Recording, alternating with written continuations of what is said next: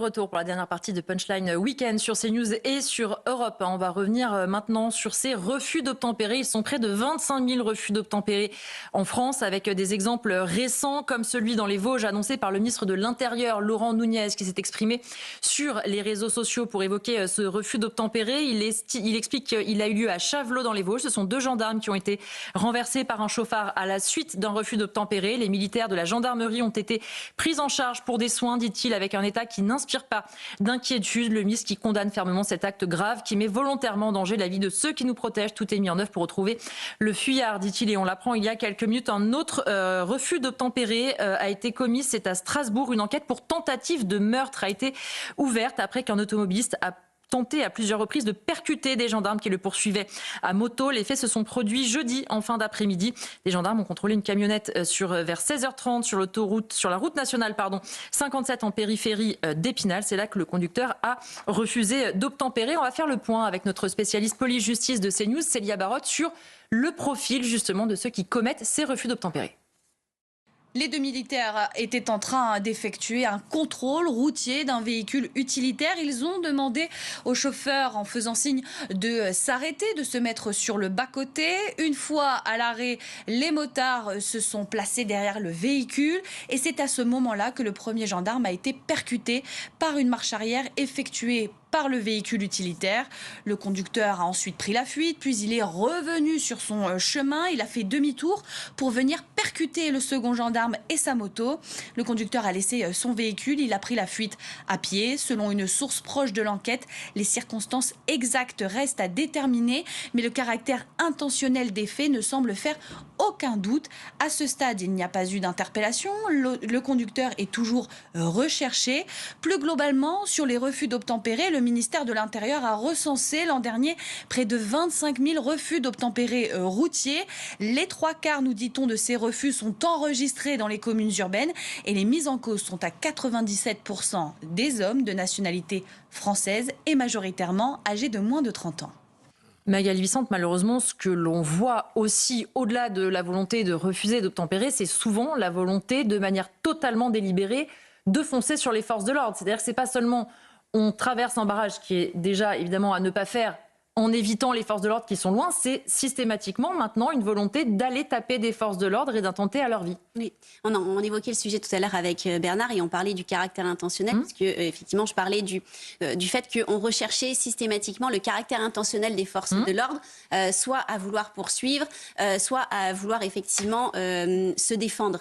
Et c'est un sujet parce qu'on est toujours focus sur ce caractère intentionnel-là des forces de l'ordre, mais il y a une dimension qu'on oublie, c'est le caractère intentionnel aujourd'hui des refus d'obtempérer, qui sont de réelles attaques et donc de meurtres envers les forces de l'ordre. Et c'est ça qui pose question, parce que quel message de fermeté finalement on adresse quand on continue de considérer qu'un refus d'obtempérer, c'est juste une fuite. Non, aujourd'hui ce n'est plus une fuite. C'est vraiment un refus de l'autorité de l'État et une volonté de mettre cet État à terre, quitte à aller jusque effectivement le meurtre. Jusque, oui, sans effectivement se demander si on risque de faire des blessés. C'est pour ça que le caractère intentionnel est intéressant. Je voudrais qu'on écoute Éric Couvrail, secrétaire départemental unité police de Seine-Saint-Denis, et il parle de ce qui s'est passé. Lui, c'était à Bobigny également.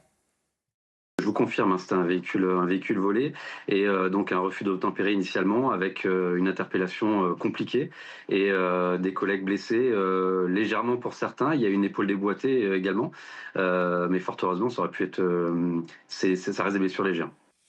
Le problème aussi, Bernard Cohen-Haddad, et on va le voir dans un instant avec ce que disait le ministre de l'Intérieur, c'est que ces refus d'obtempérer, on est donc quasiment à 25 000 par an. Pardon, excusez-moi, il faudrait peut-être 25 000 € d'amende, me direz-vous. Mais le problème, c'est que derrière, qu'est-ce qu'on fait ? C'est-à-dire que ce phénomène, il explose. Est-ce qu'on a changé pour autant de doctrine ? La réponse est non. Est-ce qu'on protège mieux les forces de l'ordre ? La réponse est non également. Alors, on n'a pas changé de doctrine, on essaie d'avoir une nouvelle doctrine, c'est-à-dire faire en sorte que l'autorité de l'État via la présence des forces de l'ordre en contrôle soit respectée, ce qui n'est pas le cas. On a une explosion, vous l'avez dit, des refus d'obtempérer, mais une volonté, ça a été rappelé à l'instant par Magali, de blesser, voire de tuer les personnels de police. C'est le cas aussi vis-à-vis des pompiers qui rentrent dans certains quartiers ou des personnels de santé. Bien sûr. On a un État qui est défaillant et une réponse pénale qui n'est pas à la hauteur d'un certain nombre d'actes commis. Quand vous n'avez pas de réponse pénale qui est efficace et qui est ferme, il y a forcément forcément beaucoup, comment dirais-je, de liberté pour les contrevenants. Aujourd'hui, c'est un sport national, le refus d'obtempérer. Ce qui est extrêmement grave, c'est qu'on évoquait tout à l'heure la notion d'incivilité. On est au-delà de la notion d'incivilité, voire de délit. On est dans la réalisation d'un crime contre des représentants de l'État.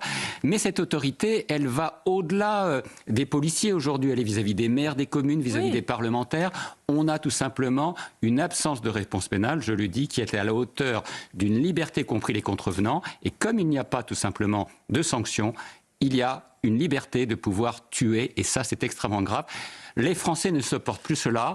Et on pense bien entendu aux familles et aux policiers, parce qu'à chaque fois qu'ils sont en situation de contrôle, ils sont démunis, parce que aujourd'hui, la haute administration, et notamment l'IGPN, recommande, l'inspection générale de la police, recommande de ne pas aller trop loin dans l'interpellation de ceux qui forcent les barrages pour éviter un certain nombre d'actes, parce que la victime, aujourd'hui, ce ne sera plus le policier, ce sera lui le coupable.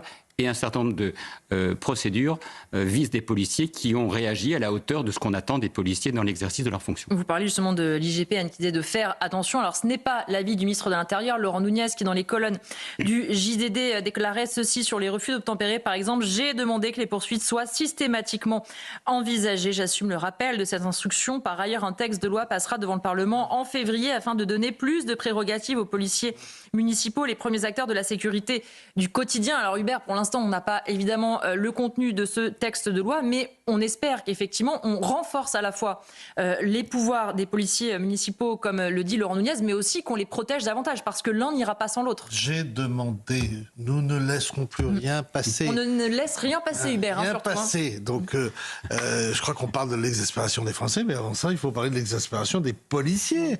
À un moment donné, il va y avoir un problème avec la police. Les gendarmes, ils sont sous statut militaire, donc c'est plutôt la grande muette. Mais les policiers, ils sont par moments au bord de la révolte. Et donc, on peut comprendre. Il y a eu à un moment donné un débat sur la légitime défense, sur le fait que Bruno Retailleau allait introduire de nouvelles dispositions, en tout cas qu'il y aurait un débat parlementaire là-dessus, puis c'est retombé. Le projet de loi Retailleau est quasiment passé à la trappe, donc finalement...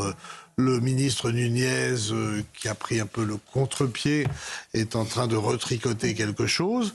Mais on est dans des attitudes de fermeté apparente sur fond de, finalement, de manque de respect et d'intégrité à l'égard des forces de l'ordre, comme ça n'existe partout, nulle part en Europe. Et je ne parle même pas des États-Unis, où c'est un pays où l'on tire très vite et où on a eu... Trop peut-être d'ailleurs, mais... Trop vite, et on a vu les débordements après l'affaire... de George Floyd dans les villes américaines, etc. Mais songez ce qui s'est passé en France après l'affaire Naël.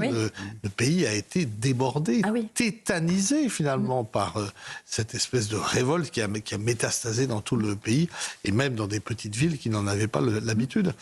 Donc il y a une prise de conscience là, et qui s'est traduite d'ailleurs dans vos sondages, dans le sondage du Figaro, Beaune et Odoxa, qui montre bien que l'insécurité devient un vrai problème. Et même si c'est une lutte permanente, et même si on ne peut pas s'attendre à avoir des résultats du jour au lendemain, il faudrait quand même monter d'un cran. Il faudrait monter d'un cran parce que Arnaud Klarsfeld, effectivement, on voit à chaque fois une volonté de dire on va faire une nouvelle loi, on va mieux protéger les policiers, comme le disait Hubert dans chaque tweet, et d'ailleurs on le voit dans le tweet du ministre de l'Intérieur, on ne laissera rien passer, toucher un policier, c'est toucher à la République. Oui, alors une fois qu'on a dit ça, on n'a pas résolu la situation pour autant. Oui, mais heureusement que les femmes respectent les forces de l'ordre, parce que j'ai vu que 97% des... Voilà, il n'y a que 3% de refus d'obtempérer commis par des femmes. Elles ont peut-être moins de choses à se reprocher aussi. Ou elles sont peut-être juste plus disciplinées et plus civilisées. Plus respectueuses des forces de l'ordre. Bon, comme je passe en dernier, il ne me reste plus grand-chose à dire. Je vous donnerai la parole en premier la prochaine fois. Non, je plaisante. Mais tout a été dit, il faut un regain d'autorité et que les forces de l'ordre soient plus respectées, ça se fait par une politique d'État, par un tour de vis sécuritaire. Ça prend du temps ou un changement de gouvernement. Maintenant, sur les refus d'obtempérer, j'ai vu aux États-Unis qu'il y a une invention où il y a quelque chose qui passe sous les roues de la et qui voiture stoppe le véhicule. Qui stoppe, vous avez vu la même... Oui, on regarde les mêmes choses sur Internet, je crois. Et on peut aussi inventer des pistolets qui tirent une peinture qui est indélébile et qui peut pas s'en aller. Comme ça, pendant un certain temps, la voiture peut être repérée. Enfin, il doit y avoir des gadgets qui peuvent être inventés pour enquiquiner ceux qui refusent d'obtempérer, à condition que ça se passe sur les vélos. Oui, bien sûr, on a bien compris, Arnaud Klarsfeld a un problème avec les vélos, mais ça va bien se passer. Pas un problème avec les vélos. Avec votre conduite en vélo. Je ne voudrais pas qu'on jette de la peinture sur mon vélo. Évidemment, mais personne n'oserait, Arnaud, rassurez-vous.